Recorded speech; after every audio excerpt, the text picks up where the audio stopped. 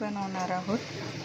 नारळाची चटणी बनवण्यासाठी तुम्हाला लागणारे ओलं खोबरं घेतलं आहे मी.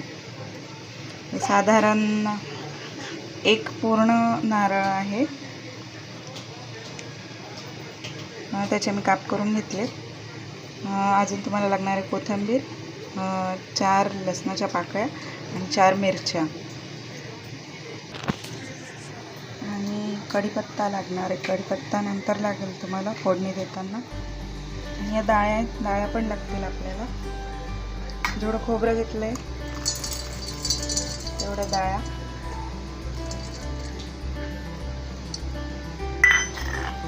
आता हे सगळं आपण टाकून घेऊया आणि मिक्सरमध्ये वाटून घेऊया.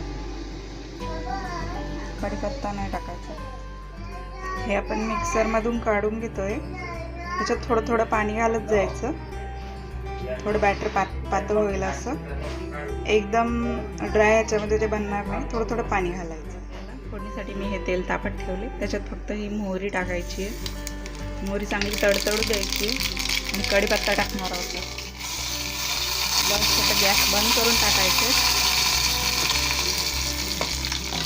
आणि आपलं हे वाटलेली चटणी टाकून द्यायची.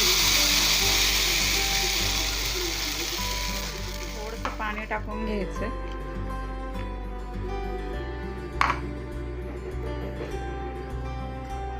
आणि चवीपुरतं मीठ टाकून घ्यायचंय तुम्हाला. बस आपली चटणी तयार आहे. तुम्ही इडली सोबत खाऊ शकता, डोसा सोबत खाऊ शकता. ही आपली चटणी तयार आहे.